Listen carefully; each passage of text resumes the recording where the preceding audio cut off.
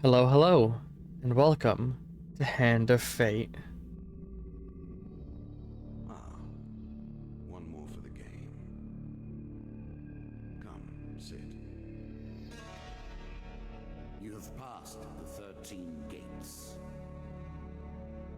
And you come to my table to play the game of life and death. Your stake is wagered.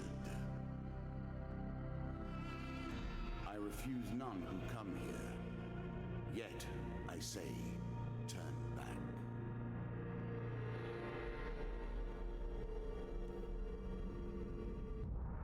This game is a fantastic little roguelike dungeon crawling RPG game. I've played it quite a bit, but I've never beaten it. Once I decided I was going to start streaming on Twitch, I actually stopped playing this game altogether so that I could beat it for the first time on stream. So, let's hop right into things. And begins. One lives and one dies. the rules will become clear as we play. Made of. So, it's just us and the dealer. That's what this game's about. Here's Jack. the first member of my court, the Jack of Dust. 12 in all must fall before you may challenge me. Jack of Dust. The bandit leader is stronger and faster than most bandits encountered. He can become enraged, making powerful unblockable attacks. He also inspires his followers to steal gold on each hit. In the ruins of an ancient temple, among the eternal shifting sands and dunes, lives the mysterious leader of the desert bandits, infamous for his reign of terror over the spice caravans that dare take their chance traveling through his domain. He rules as king over the barren lands.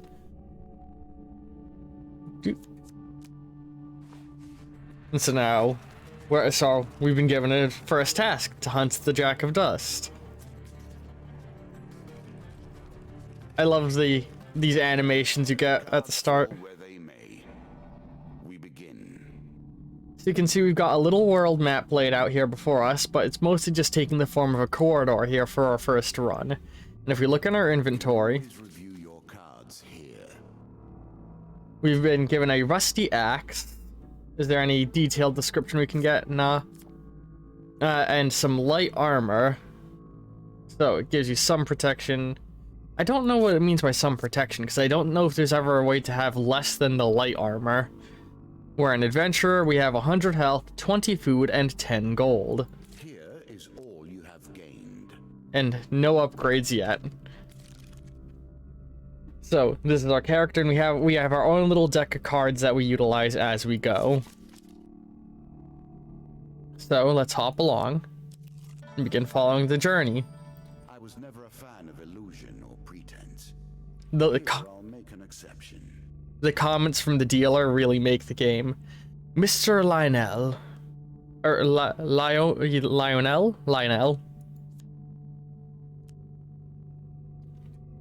Whilst enjoying your evening meal at the local tavern, a strange old man takes a seat next to yours. He taps your shoulder quite painfully with his wooden staff to get your attention, and you notice that he appears to be a goblin, poorly disguised as human. His wizened face grins at you with a hint of madness. My name is Mr. Lionel. If you give me what I need, boy, I will conjure up your heart's desire with this wizarding wand of my own creation. And this is where the primary bit of the roleplay comes in. The cards often come with choices for you. He cackles uncontrollably for a moment, then sits patiently, waiting for your answer. Well, Ask him what he needs, give him bread from your plate, or ignore the goblin. I could give him 20 gold if I had it. Let's ask him what he needs. need? I need to help you. Mr. Lionel taps his staff on the ground, and a shield materializes at your feet. There you go, old bean. He smiles a warm grin that reveals his chipped and yellowed teeth. Your face reminds me of my son. I haven't met you before, have I? Draw 1 equipment card. Man, what does that say about me, though? I look like the son of a goblin. You see, it dug through it looking for a shield because the card specifically said a shield, so it was looking for the first shield that appeared. So that gives me the ability to reflect damage. Just a basic shield. You can now reflect your opponent's ranged attacks using your shield. Make good use of this skill if you wish to survive. Then, before you can stop him, with inhuman speed, he snatches a pickled onion off your plate and sprints out of the tavern door. A distraction, but, worthwhile price to pay, a pickled onion for a shield. And we can see it there on my character. Alongside, is that like a machete sheath? I don't know. I don't think our character ever pulls that out. So let's just continue down the set path. Twisted Canyon. Moment, that glinting weapon, the call to action, to adventure. Truly, there is nothing like it. I love him. I would date this man. I would give him that sloppy toppy. You see a weapon glinting in the sunlight, lying next to a skeleton at the bottom of a canyon. The walls of the canyon are covered with thick vines, perfect for climbing. Let's climb down and retrieve the weapon. We have a 1 in 4 chance of failure. Choose from these options. So the shuffle is moderately consistent. If you were watching close, this card was on the top when it de-shuffled, and on the top when it first shuffled, and it was a success card, which means if you're paying close enough attention, you can sometimes call out the success without needing to have it be random luck. There's an element of skill to these games of chance he has. It's fun. Climb down and retrieve the weapon. Very carefully, you make your way to the bottom of the canyon. You retrieve the weapon from the ancient corpse. Draw 1 equipment card. An axe. I had a rusty axe, so it's 5 more damage. Of course I'm going to use this weapon. A moment to savor. That will make you much more effective. The Maiden. Merith. I'm not surprised to find that this encounter remains vivid in your memories. That line remains vivid in your memories. Are these cards pulled from our own past? Is he making us go through our own adventure that we had on our journey here through the 13 gates? Question. One day in a shady forest, you encounter an elf maiden. She stops to greet you. I am Marith of the Forest Folk. My people have long helped the mortals of this realm. What boon would you ask of me? A longer life, supplies, and gold.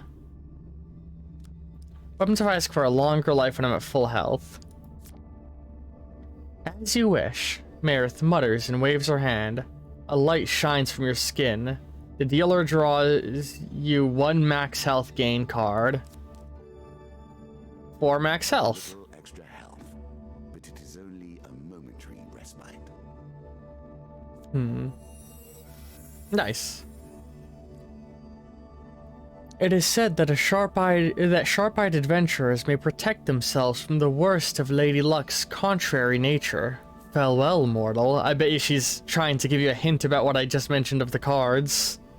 By the way, if you're afraid of spiders and you're playing the game, you can turn off the spider that crawls around in the settings. There's also a number of color blindness options. The game is real nicely designed. There's a sequel out that I've never even played, but I own. If I beat this, I want to visit it one day. Stairs. Down once more, seeking the heart of it all. Alright, let's head to the next area. You embark upon the next leg of your adventure. You're on the final floor of our simple map. Your opponent waits here for you. Find him, If you defeat me, well, it is early to be talking about victories and losses. Let us see what you're made of. Subtitle didn't fully load. I think it's because it deloaded it because it didn't want to block me. Excuse me. Yeah, so this is the tutorial area, so it's real easy. A winding trail. Hardly fair, is it? So in this initial map, the first thing is entirely boons, and the second floor is entirely combat, I think. If I recall, I think, I'm not sure. Suddenly, a tree falls across your path, blocking the way ahead. Dealer draws you 1 monster card. 3 of dust. Attack the cowardly band for daring to threaten you, or give them all your gold. Let's fight. You shout a battle cry and raise your weapon. The battle begins. And so, all of our cards and their cards come into play, spawning enemies and equipping me. You can now counter your opponent's attacks. Hit the counter button when you see the flashing indicator. Very fun. I've switched it to 1 stage of colorblind because I do have a friend who is red-green colorblind, so I figured why not. Where's my mouse? Why is my mouse not appearing? There we go, whatever. Oh shit, I hit it too soon.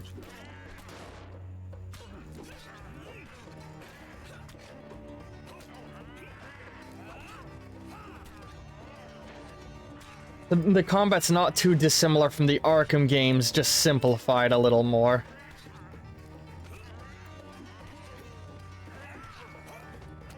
But it serves the purpose of what the game's meant to be, and it gets more complex as time goes on. Your repertoire doesn't increase much, but the enemies does. It becomes a game of juggling your foes. Alright. You search the bodies for loot. The dealer draws you 3 gain cards, 1 for each bandit, it seems. I'm sure you are grateful for that. So I get some equipment off them. What did I get? Oh, another shield. I'd expect you to get by without some protection. They're exactly the same. Let's equip the shinier shield. Is that what you're going to do? Yeah, it's new. Alright, we also got 3 food. Some supplies. And a health potion, gain 15 health. So that brings me back to my max. Every time you take a step, you lose food, but regain a little bit of health. If I hadn't found that health potion, you'd be able to see it now. Ambush. What did you think would happen with a card called Ambush, eh? A surprise party? A slight rustling behind you is all the warning you get that your life is in grave danger. Draw 1 monster card. 2 of dust. I just killed 3 of you fools. It seems we've gone from a forest to a dungeon of some kind. Oh no, it looks like we were passing through an old fortification, maybe. Old and abandoned. Now used by the bandits to stage ambushes. Oh shit.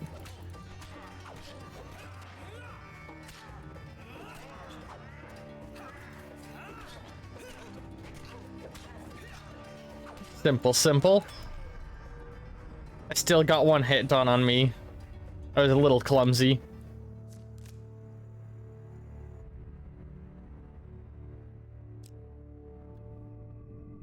While searching the area for anything worth salvaging, you realize one of your opponents is only pretending to be dead. Let's sneak up and kill them.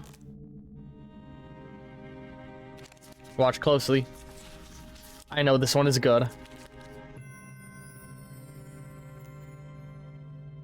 The dealer draws 3 gain cards. A quick weapon blow to the head fixes that. You finish searching the area. Another armory draw. A healing cap. Increasing the effect of one sort of magic with another. All you need is a channel for power, and it's simple enough. Anytime I heal, it's doubled. I believe that includes the healing gotten from eating. Some more food. And some gold. And what do we have here? A shop. It's a good thing we held on to all of our money. In a shady grove off the beaten trail, you find a traveling merchant looking to trade with wandering adventurers. Let us approach the shop. Greetings, wise traveler. I have much to offer you. Greetings, potion seller. Give me your strongest potions. Collecting all that gold, you now have your answer. We're starting to get into the meat of the game now. The back and forth between resources and rewards. I love the dealer, so you could buy more food if you thought your journey was going to be a lot longer. You can sell things. I still have my other... So I dropped the rusty axe because it has no value, but I do take 2 shields. So let's sell the shield we have equipped right now so that we can keep the one our little gobbo friend gave us. Alright, let's see what he's selling. Domicles. During combat, press 2 to throw knives in the 8 cardinal directions. A sword does less damage than my axe. A shield and a sword. But I can't actually afford this thing. I'm just barely shy on gold. Now, if I wanted to take the risk, I could try and sell one of my other things. I think I'm going to sell the healing cap. I'm not going to do much more healing. I'm right near the end of my journey, so... it has no real use for me. So let us instead take that extra money and use it to get this extra bit of combat advantage To dealing with crowds.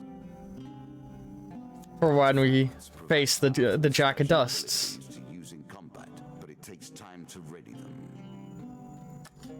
And I think with that, we're ready to go, because I don't need much more food either. I don't need any healing. Let us press on.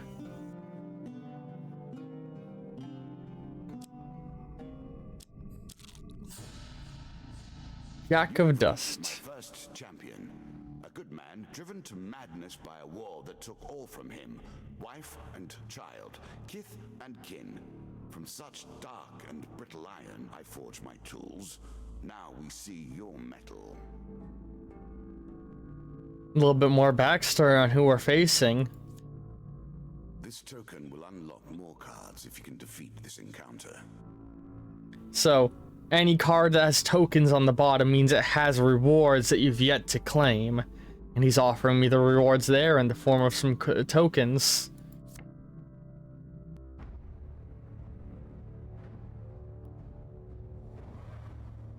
Alright, he's accompanied by a 4 of dust.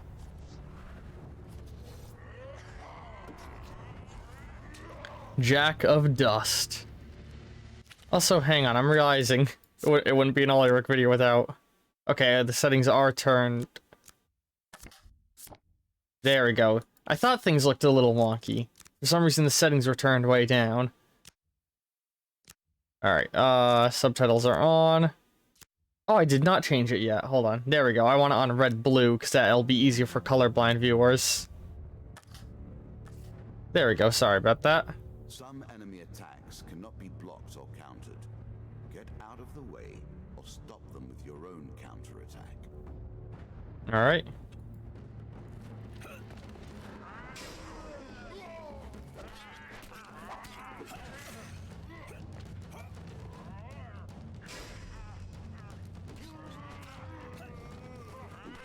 Come on. Oh shit, I hit the wrong button.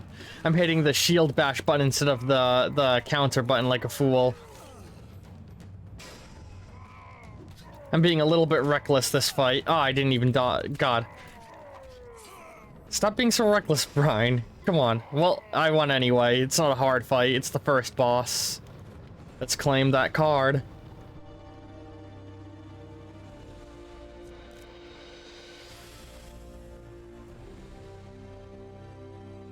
Down into the worms with him. Perhaps there is peace for him in the grave, poor soul. One champion has been sent to the cabinet. Yet we are only at the start of our road. You will face 11 more opponents who will test your strength, your memories, and your resolve. Few fall at the first hurdle, none reach the last. We have wagered, and you have won. You may claim your rewards, yet I will also claim mine. As you improve, so do I. Balance must be retained. I really like all of the dialogue that comes out of him. Now, him mentioning testing my memories, I wonder if the cards are built off a combination of my memory and his memory. Let's activate the first token. Deep within it, as a reward for defeating the Bandit Jack, you receive these new cards. The Jack of Skulls. The Dead King's Hall. Local Peasants. The Devil's Choice, the River, and Captain of the Guards. When they have a lock, that means they are locked permanently within the next rotation. We'll see exactly what that means in a moment.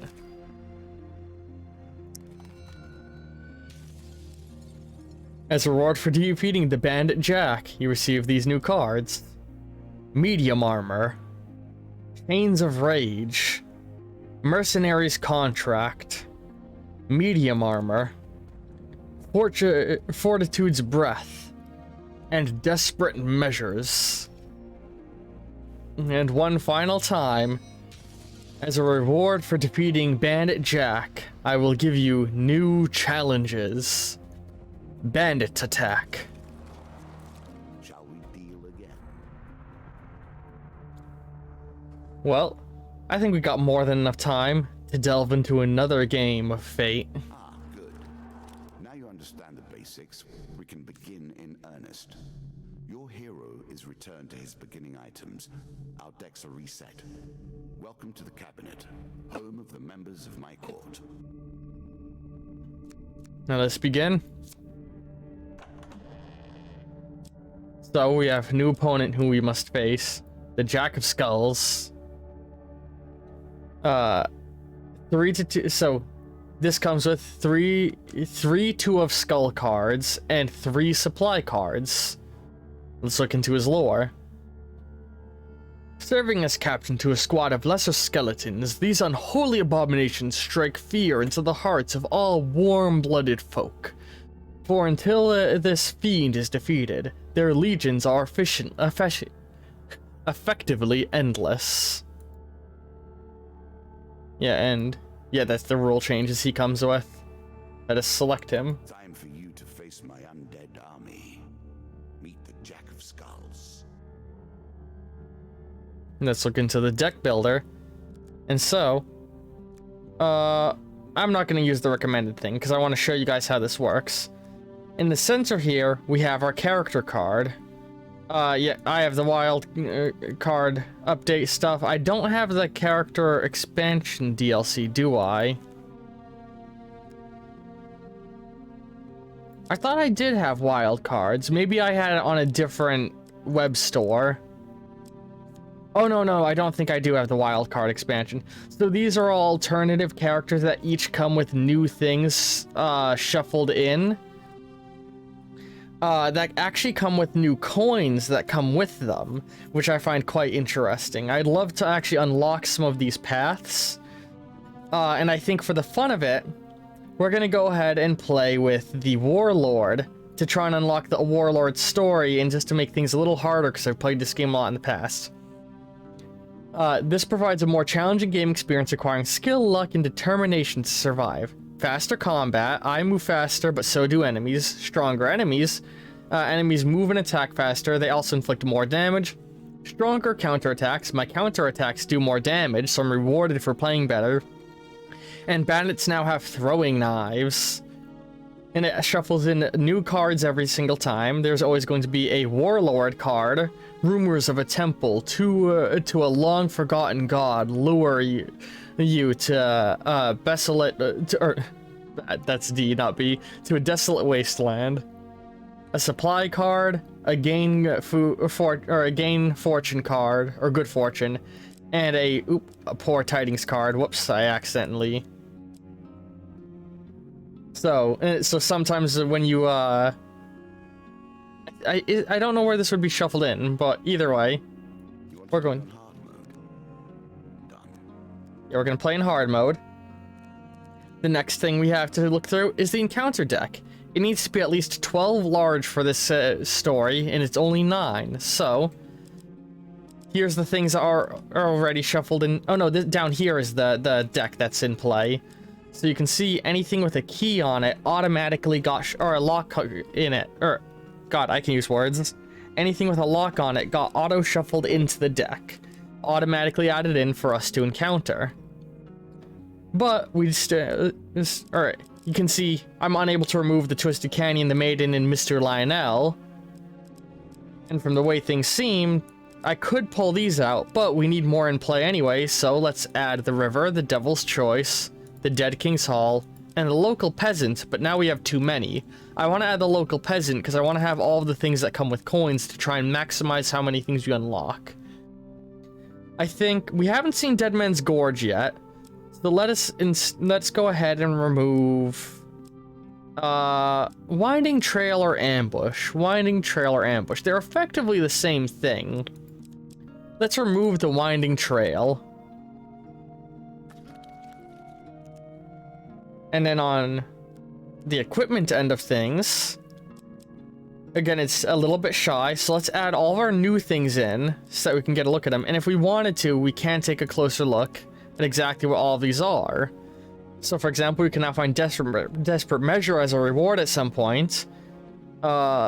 It's new, so we don't actually know what it does, so that's a fun mechanic. Things that are old and we've seen, yeah, we know what it does. But if it's new, it's a mystery, and we don't know its details. So let's shuffle in everything that's labeled with new, and pull out some of the old things. Specifically, old things we've already seen. So I want to see we know the swords kind of suck, so let's pull those out. I want to see Fortitude's Breath, so let's remove some of the other shields. And with that, I think we're good with the loadout we got in here. So we've now built our deck. So let us... Where do I hit to continue again? Oh no, I hit the back button, right? So now it's built. So now we can start a game that was locked before. Yeah, I'm aware. I'll probably reach out and buy it as we finish the other characters' storylines in the future of the series. It's definitely a thing I want to like throw the money down and get, because I have the money on my Steam account for it too. I just want to wait a little while before buying it and just play with a little bit of the base game for the start. It will be awarded when you complete your run. I will add my own cards to the deck. How boring life would be without a little spice. Yeah, I like that he shows you everything that gets mixed in, so you can always like have an expectation of what's coming. Man, I love his shuffling animations. And if we look, Life and death. Prepare yourself. so because this game has received a large number of updates, after the tutorial mission, you're actually automatically given some reward coins. So whether I win or lose, I will gain some more rewards this time. He guarantees it, so it drip feeds you the specialty content that arrives. But yeah, if we look at our character, we actually start with the bandana on with this character. He starts with the Warlord helm, and I believe, I don't know if it's just a hard mode thing or if it's always the default to start with a shield. This might just be a hard mode thing that you automatically start with a shield. Yeah, the Warlord helm, I don't think it actually does anything special. It's just a cool helmet to mark that you started in hard mode. But those of you watching on YouTube, I think that's about it for the first episode of Hand of Fate. Those of you watching on Twitch, don't worry, we are far from complete. But I think I'm going to leave all of you on YouTube hanging a little bit. So be sure to come back next week in order to see how our journey against the Jack of Skulls begins. I'm super looking forward to playing more of this game. This game is so full of charm and is just super fun. it's charming. I think that's the most apt way to describe this game. Is like there's clearly so much love put into every aspect of this game, from the dialogue and the cards and the art on them to the way that the dealer speaks to you. And I super look forward to going on this journey with all of you. I'd love to hear your guys' thoughts in the comments down below on this first episode, and if you're new here and are enjoying it, I'd also appreciate a subscription and a ringing of the bell so you can know when new videos go live. I upload 2 videos every single day, sometimes 3. Ho ho. And yeah, I hope you've enjoyed, and Time if you like. I've waited long enough. yeah, fuck you too, buddy. End cards should be showing up in just a moment. At the top will be 2 playlists. Eventually one will be the Hand of Fate playlist, but if you're here early enough, both of them will just be another series that editor Brian thinks you'll enjoy. On the bottom left, the end card will be my most recent upload, and the bottom right end card will be a video recommended specifically for you by the YouTube algorithm. So, click one of those things to continue watching. I love y'all, and ta-ta for now.